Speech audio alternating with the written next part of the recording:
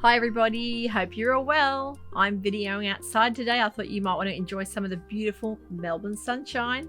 And today we're going to have a bit of a chat about some things that are interesting me this week.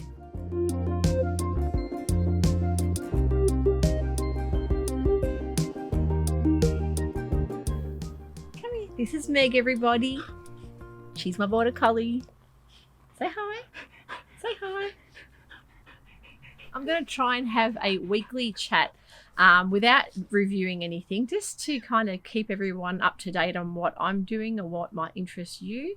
As I say, I'm videoing outside today. The garden's looking magnificent because of this gorgeous sunshine. It's just, everything's so green at the moment. We're heading into that beautiful spring weather, starting to pull some things out of the wardrobe and realizing what I've got gaps for in there that I might need to make.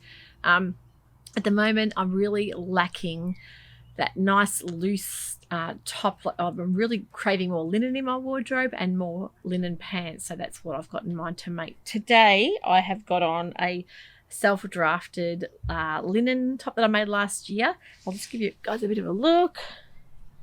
It's one of my favorite colors. I'm really loving the mustard and all the earth tones. I kind of self-drafted this, but used the Lodo dress from True Bias as a little bit of a guide because I've made that in, which is a jersey knit dress, and it's a brilliant pattern too. So I made the top because I love the dress so much. I thought I'll make a top, and it came up pretty well. I just needed to size up a little bit to make that nice loose flowy effect. So what I've been doing that's been taking up a lot of my sewing time, I decided to look on some apps for sorting out patterns.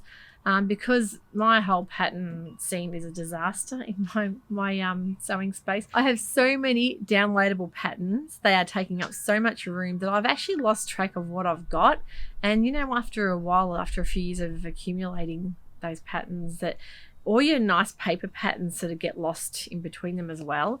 So even though I store them in those nice clear manila envelopes, it's so hard. Like what I usually do is I stick a picture of the pattern on front so I know what's in there. But it's still so hard to rummage through them when you want to look for a particular pattern, or even if you're out shopping for fabric and you think, gee, I wish I had this pattern on me. So you'll Google it and you'll find the actual pattern. So what I looked up was the pattern app. And I'll put a little link to it as well. I didn't realize I actually got the Pattern Light app first, so just be careful, don't fall into that trap, because without realizing it's only got a maximum of 10 patterns. So even after downloading and taking pictures of all 10 patterns, I had to delete it and start from scratch on the actual real pattern website. I think it's like $5 or $6 for the app. But what it is, it's just like an organization tool, for like an app that you can put all your patterns on. And to me, I like to have a visual. So if I've got the pictures of every pattern that I've got in order, I can then, if I'm out shopping for fabric, I can look up, okay, what dresses have I got at home, what patterns, how much fabric do I need? So it's a really good practical app.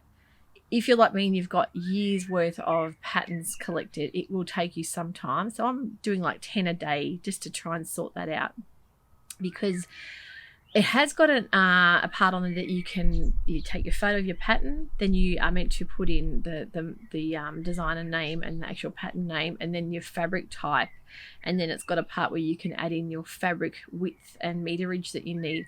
And I was typing all that in, it was taking quite a bit of time. So what I realized is, with the photo bit at the top, when you take a photo or a screenshot of your pattern, then you can also take a screenshot or a photo of the part on the pattern where it has the measurements and yardage and sizing.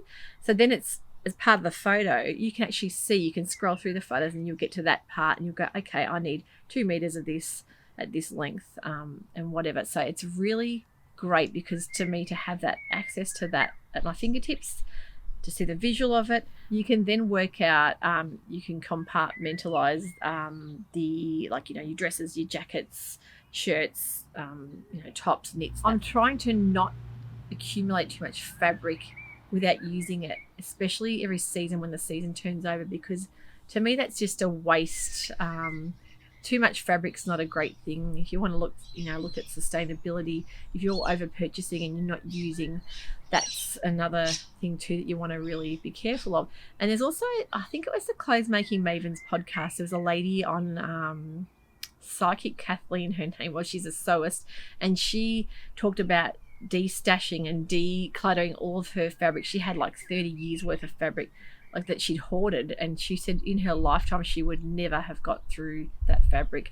So it became a real obsession for her. So she gave a lot of it away. A lot of it was already secondhand when she bought it, and she just decided to try not to get too much fabric stashed away without using it. So always try and sew through what you've got before you over purchase, because it can get a bit of an obsession. Hopefully you can go and look into that app, because I think to get yourself organized for the change of season can really be a positive thing to sort your stash of patterns out, because they can end up becoming a life force of their own, and unless you get sorted out you can lose track of and they can cost a lot of money to patterns over the years to collect. So unless you really know what you've got there, you might be purchasing and buying things that are very similar to what you've already got. What I'm loving this week, there's a couple of new patterns out. The Fold Line girls that have put on their website the Nina Lee Park Lane dress or blouse. I'm really loving the style of that. Even though we're heading into that really warm weather, I think it'd be a great thing to shorten the sleeve. I think there's a short sleeve version of the blouse and dress, so I'm looking at doing that. This is a lovely, like a charmeuse, like a teal with a almost like an abstract floral. I'll give you a bit of a look. It's got a beautiful drape to it. I'm thinking about maybe doing the Park Lane dress with a short sleeve in that. I think it would come up beautiful. It's got the exact right drape for that. Yeah, so that's a really nice pattern. It's almost like that tea dress style, or the blouse has got either the higher neck or the more of a rounded neck, but I think I'd go for just the rounded neck, because a higher neck I'm not a huge fan of, but it does look lovely in the pictures. So last week I put a few patterns, some very easy Vogue patterns up that I was interested in making. This one in particular I'm still looking at doing. It's the V9311. I'll give you a little look at that. I think I showed you guys that last week. I found some beautiful fabric at Spotlight in a crepe, and I just love it's like a sort of a vintage, looks like almost a Japanese looking design on that, and I just love the purple with the rust and that green. It's really pretty. I think that would look really nice in the sleeveless version, so I'm looking at that.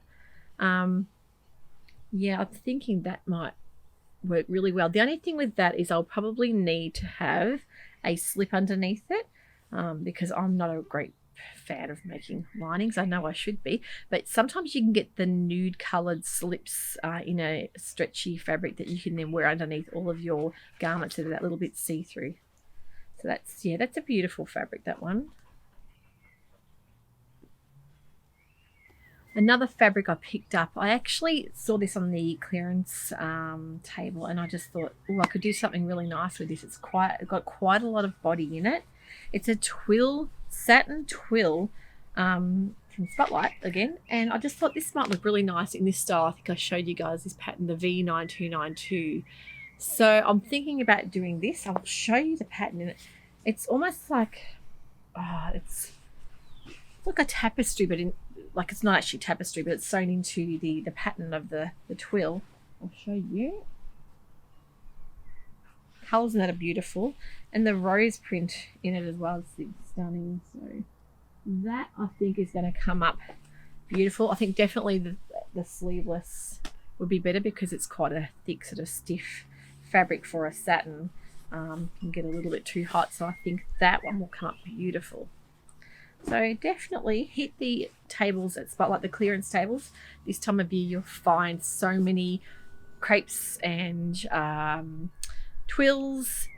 There's always usually the dressier style fabrics that are going out at sometimes less than half price, because people probably don't sew with them quite as much as they might with a more practical everyday fabric. So if you're going to look for Christmas fabrics for Christmas dresses or jumpsuits, that sort of thing, this is the time of year to go through. And a lot of the times you'll buy, if you're buying 3 meters or more, they'll do half price deals. I think they're like $5 a meter, a lot of these. So definitely look at those clearance tables, and you've got to rummage through them, because sometimes underneath you'll find the best rolls of fabric. So try that.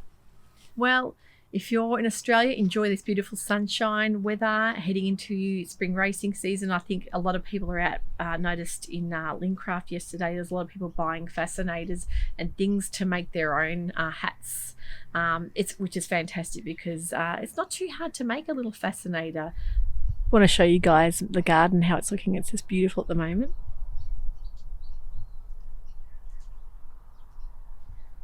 This is my mulberry tree. I'm not sure if you guys could see that in the shot, but I was sitting underneath there. This is a tree we've had for about 18 years. We planted it from a baby tree, and we've hollowed out the underneath and made a little entryway. And it's like almost like a little hiding spot. You can sit under there with a glass of wine for summer, which is beautiful and shady. Yeah, the garden's coming up. Beautiful. Love this time of year. And this is Meg.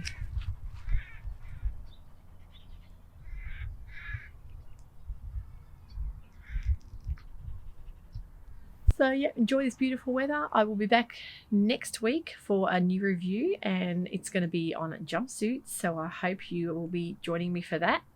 If you like what you've heard today, don't forget to click and subscribe. And I'm going to say a big thank you to the beautiful comments I've been receiving and support by some lovely people. I think the makers and the sewers, the community is fantastic. They're all very encouraging. So thank you if you've left a comment on my channel, and we'll see you next week.